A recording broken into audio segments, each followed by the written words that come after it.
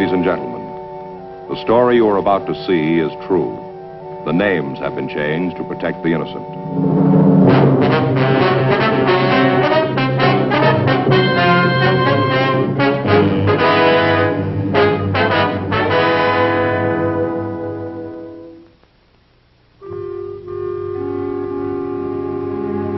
This is the city. Los Angeles, California. I work here. I'm a cop. It was Wednesday, May 18th. It was cool in Los Angeles. We were working the day watch out of Bunco Fugitive Division. My partner's Frank Smith. The boss is Captain Didion. My name's Friday. A pawnbroker we knew came into the office. He said he suspected that a man had been swindled. He offered to tell us about it. We were ready to listen.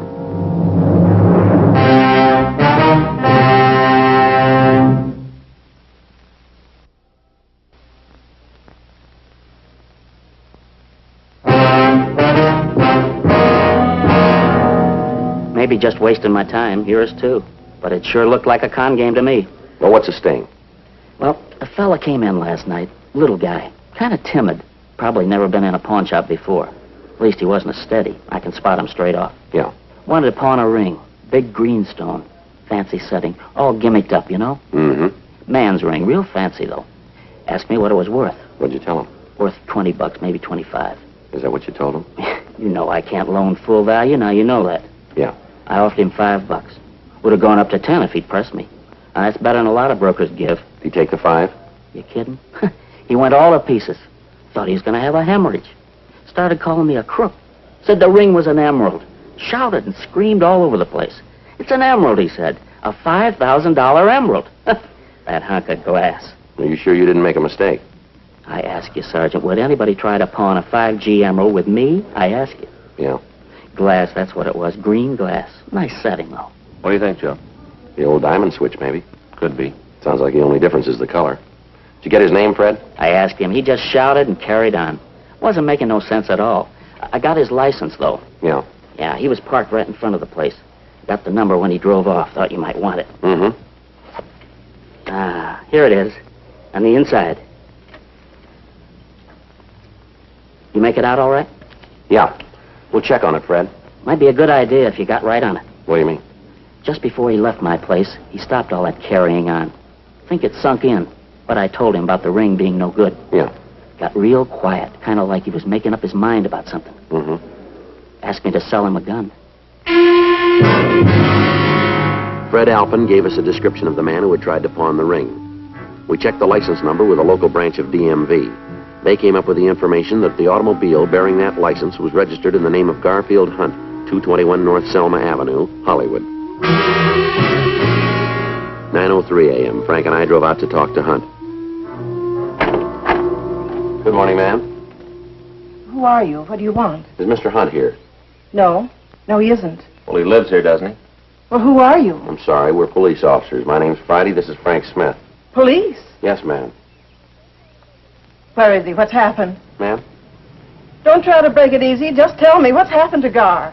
You're Mrs. Hunt, are you? He was in an accident, wasn't he? I just knew it, the way he was acting yesterday. All keyed up. He shouldn't have gone out last night. He never was a good driver. I told him 100 times. Afraid we don't follow you, Miss Hunt. And my husband, that's why you're here, isn't it? Well, yes, ma'am. We'd like to talk to him for a minute. Talk to him? That's right. You're telling me the truth. He's not hurt or anything. Not as far as we know. But you're a policeman. Would you mind if we come inside? Might be a little easier to talk. Yes, of course. Thank you.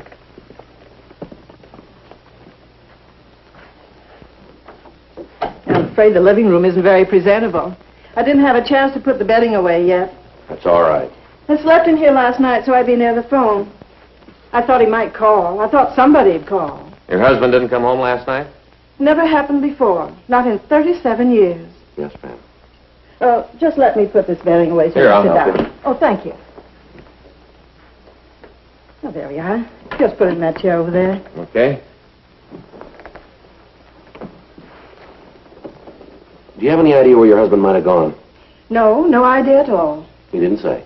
Well, I asked him, but he wouldn't tell me. Just said it was going to be a surprise. What time did he leave? About 9:35. I looked at the clock as he went out the door. I couldn't believe it. Not like Guy to go out that late. We're usually in bed by 10. Yes, ma'am. He promised me he'd only be gone an hour. He promised me he'd be back here by 10:30 for sure. I see. Never heard a word from him after that. Not a word. What do you suppose happened to him? We don't know, Miss Hunt. You must have some notion. No, ma'am, we don't. You said you wanted to talk to him. Just a few questions, routine. About what?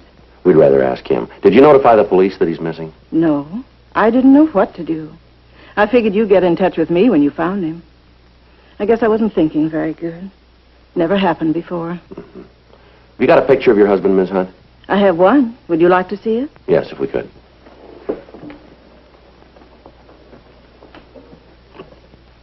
He doesn't look like a grandfather, does he?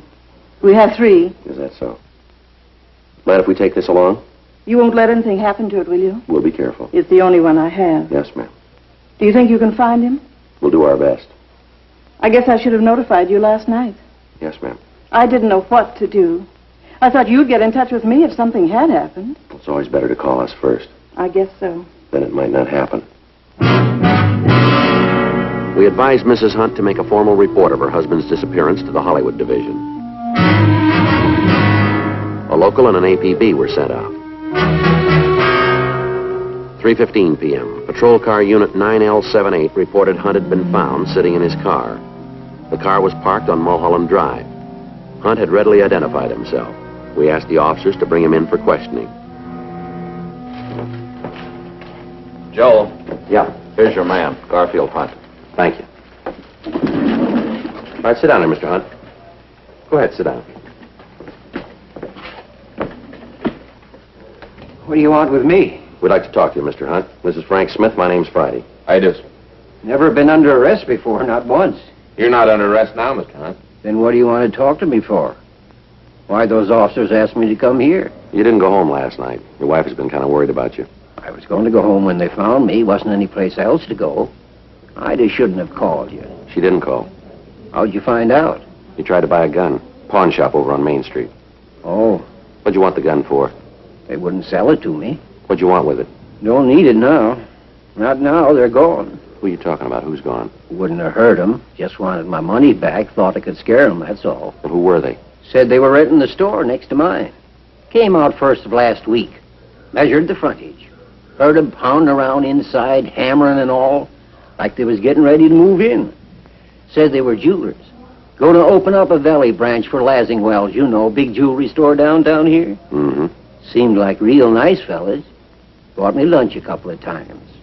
Pleasant, friendly like, glad to have 'em moving in. The more business there is in the neighborhood, the better off everyone is. Yeah. Crooks. That's what they were, out-and-out crooks. Went looking for 'em early this morning. Back door to their store was open, the one next to mine. Go ahead, Mr. Hunt. Couldn't find hide nor hair of 'em. Place was empty. How much money did they get from you? Not them exactly. Fellow working with 'em. Must have been working with 'em. Only way it makes sense. All right, now suppose you tell us all about it. In cahoots with them other two. Must have been. Came into my shop day before yesterday. Long about 1 o'clock in the afternoon. Called himself Norman Christ. Said he was from Greeley, Really? town in Colorado where my brother lives. Said he knew my brother Oscar back there. What do you want with you? Claimed Oscar asked him to look me up, see how I was doing. Probably didn't know Oscar at all. They must have told him, them jeweler fellas. Yeah. Got to thinking back. Remembered I mentioned having a brother in Colorado one day when we was having lunch. Told him the town, too. Greeley. What happened then? Did he sell you the ring? You know about that, too? You tried to pawn it, didn't you? No, sir, not really. Just wanted to find out how much it was worth. So I could tell Ida, going to surprise her. Figured I'd give him another day before I tried to sell it. You still have the ring, Mr. Hunt? Threw it away up there in the hills. Well, tell me, how'd you happen to buy it? I wasn't buying it outright. I was just loaning him on it. I see. Told me he had a chance to option some property out near Encino. Real bargain. Said he had to close the deal by 5 p.m. that same day. Needed cash for a clincher. Mm-hmm. Had to get the money from Colorado, that's what he said. He was afraid it wouldn't be here in time. Couldn't go to a bank. Didn't have any credit in L.A. Yeah. Needed $3,000. Said if I loan him the $3,000, he'd give me back $4,000 first thing in the morning. Offered me his ring for security. Said it was worth $7,000 easy. Said it cost him more than that. You hand the money over? No, sir, not by a darn sight. Told him I didn't have $3,000. Told him straight out. Mm-hmm. Said all I had was $1,500 in my savings account. Guess I shouldn't have said that. Yes, sir. Guess that was my first mistake. He thought about it for a minute, asked if he'd use my phone, called somebody, talked to him for a couple of minutes. When he hung up, he told me he might be able to swing it for $1,500. He'd have to go out there and see him in person. Said he'd come back. Did he leave then? Not right away. I stopped him. Told him there wasn't no point in coming back. While he was on the phone, I had a chance to do some thinking. Realized I didn't know nothing about him, nothing about the ring. I'm no jeweler, I said.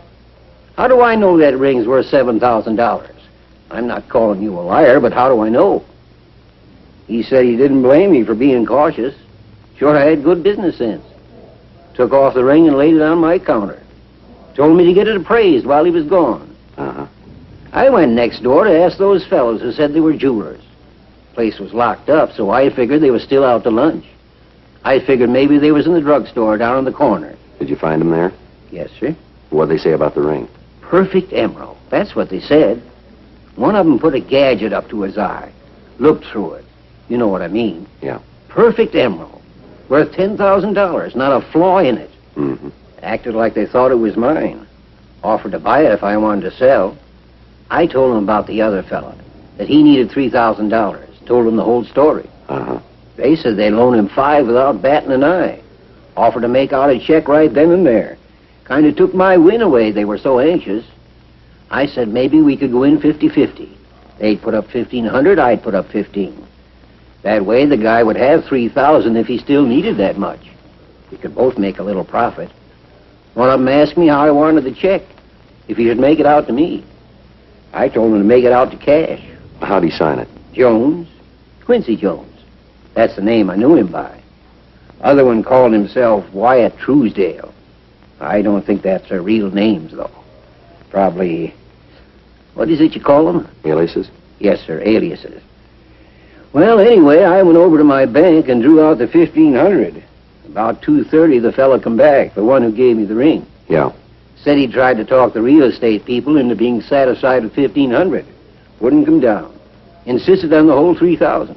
I told him not to worry, that I had it. Gave him my $1,500 and the check. He said the check would be okay, seeing as how it was on a local bank. Promised he'd pay me back in the morning. That was yesterday. Yes, sir. When he didn't show up, I just wanted to make sure how much it was worth, the ring. Yeah. Offered me $5 for it.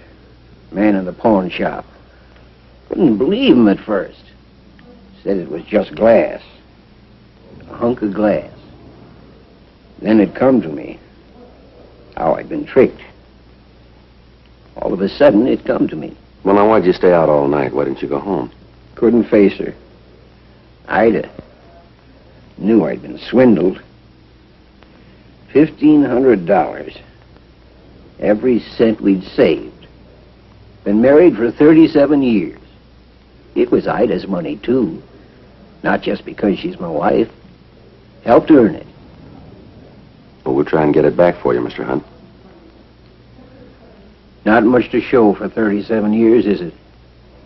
That's what I kept thinking while I was sitting in my car up there in the hills. All day long, just kept thinking. 37 years. $1,500. Yes, sir. Too late to start all over again. We won't have 'em. Not a chance. Have what, sir? Another 37 years.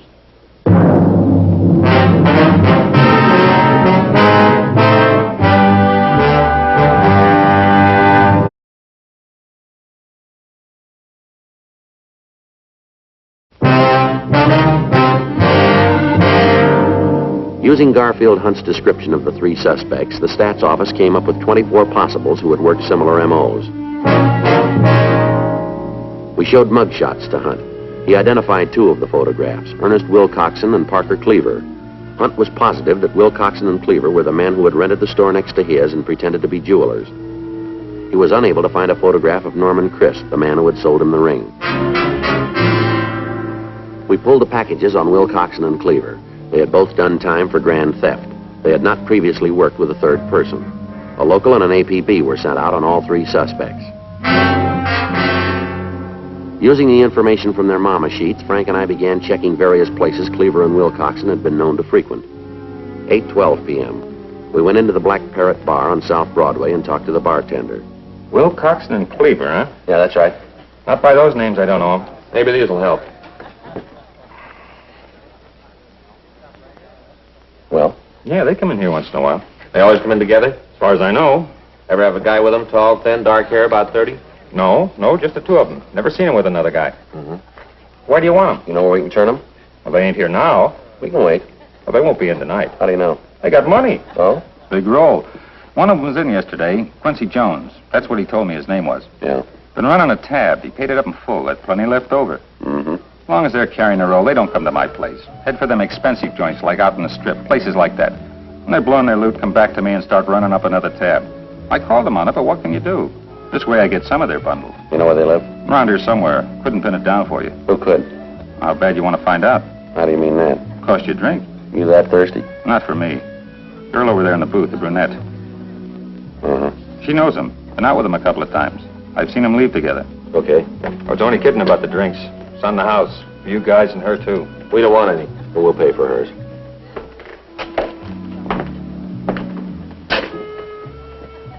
Hi.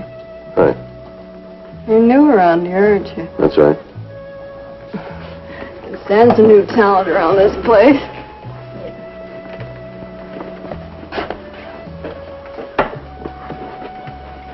We're police officers, miss. This is Frank Smith. My name's Friday. How do you like that? Ma'am? Oh, my horoscope said I was going to meet somebody new today. You know, in the morning paper. Uh-huh. Didn't say it'd be cops. Where'd that come from? These guys. Oh, you shouldn't call them guys, Jake. A fellow buys a lady a drink, that makes him a gentleman. And these gentlemen, that's what you should say. Oh, sure. You're very good health.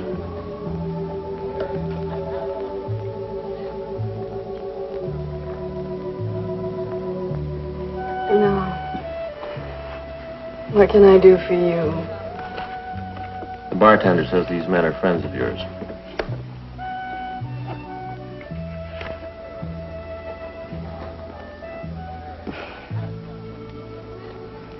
Oh, I wouldn't say that this is the most flattering picture, but there's a resemblance. You know him, then? Well, we've met. We weren't formally introduced, but we've met. You meet a lot of people here. Not the best people in town, but it's not the best bar in town. It's convenient. I work down the street. Mm-hmm. 8 hours a day, 5 days a week. Time and a half for Saturday, if we work Saturday. 7 of us in one office. 7 young ladies, ages 32 to 60. I'm 32. Yeah. No, they don't come in here. The other 6. That's something. I suppose you'd care to hear the sad story of aging white-collar girl. Do you know where they live? Oh, you mean these so-called friends of mine? That's right. I might. Well?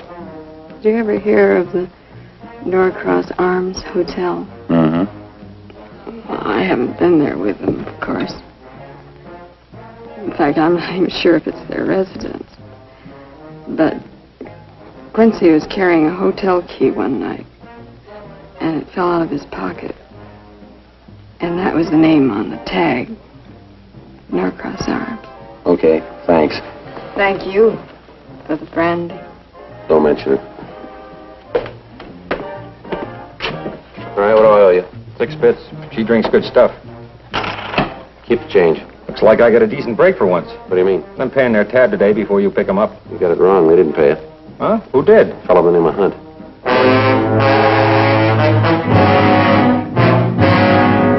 The clerk at the Norcross Arms Hotel told us that two men who resembled Wilcoxson and Cleaver were registered under the names of Jones and Truesdale. He said they'd gone out for the evening. He showed us up to their room, 36A. We asked him about the suspect known as Norman Christ. He told us he had never seen anybody with Wilcoxson and Cleaver who answered Christ's description. 2:48 a.m., Wilcoxson and Cleaver returned to their room. We took them into custody and drove them down to the city hall for questioning. How many times you want to hear it? Until we get the truth. Does Hunt say he gave us any money? He never gave us a cent, did he, Ernie? No. We paid a couple of lunch tabs of his. That's right. Always managed to outfumble us. Owes us a couple of lunches. He paid them back. $1,500 buys a lot of lunches. What, 1,500? You got your share. You've been spreading it all over town. Hunt say he gave it to us? You still had over 600 when we picked you up. Now, where'd it come from? Hollywood Park. Picked 3 long shots yesterday. Want the horses' names? Where's Chris? I told you before, I never heard of him. Who is he? The guy you worked the game with. Never heard of him. You want to take this rap yourselves? What rap? Why'd you rent that store out in the valley? Store? We showed him your mugshots, the man you rented it from. He made you. Now you want it in person? I guess they got us there, Ernie. Yeah. We were going to open up a bookie joint. A what? Changed our minds. Looked the situation over, decided it might get a little warm out in the valley. Cleared out. Bookie joint, huh? That's right. Not a jewelry store. What are you talking about? Us? Jewelers? Ernie and me? That's what you told Hunt. Nothing of the kind. Laid it on the line, told him we were bookies. Just between us, he was kind of pleased about it. Likes to play the horses himself. Liked the idea of being able to lay a bet so convenient. Oh, sure. Say, maybe that's what happened to his money. Maybe he lost it on an egg. All right, you two, let's try it again. Now, why'd you rent that store? You're going to get the same answers. Same questions, same answers. Waste of time. We got plenty. 72 hours, that's all you got. You could hold us on suspicion for 72. Then you turn us loose. Unless you prove something. We'll prove it. How? We didn't take any money from Hunt. Nobody says we did, not even him. If he was a mark for this, what's his name, Christ? Yeah. How do you wrap us into the package? Hunt never saw us with him. Nobody saw us with him. We'll find somebody. 72 hours. Then you got to turn us loose. That's the law. Yeah. We know the law. Why'd you break it?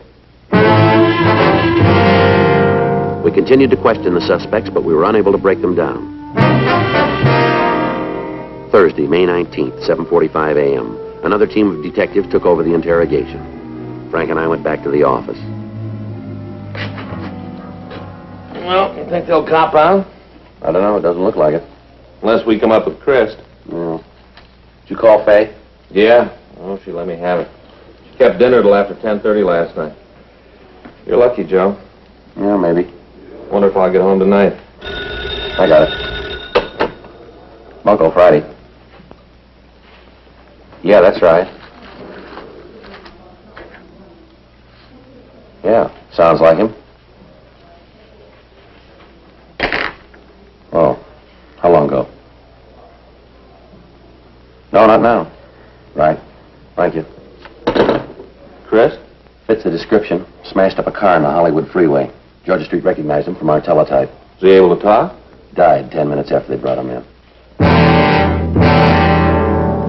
At the morgue, the victim, Garfield Hunt, identified the body. He was positive it was the man who had sold him the ring, Norman Christ. Wilcoxson and Cleaver were also shown the body. They denied that they'd ever seen Christ before. The next day, Friday, May 20th, the evidence against Wilcoxson and Cleaver was taken to the district attorney's office. A complaint was refused. The evidence was deemed insufficient to bring the matter to trial at this time. Wilcoxson and Cleaver were released. 6:05 p.m. Frank and I got ready to sign out.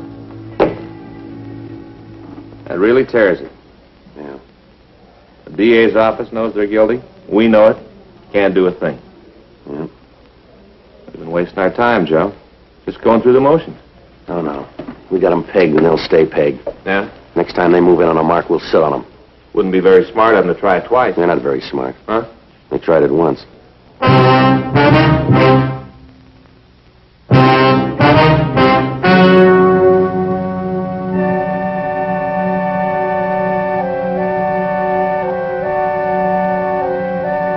2 months later, on July 12th, the two suspects were apprehended for a similar crime.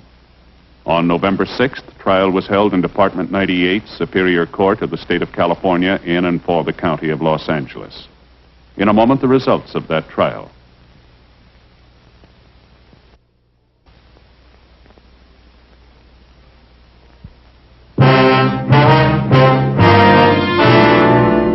The suspects were tried and convicted of grand theft, 1 count, and received sentence as prescribed by law.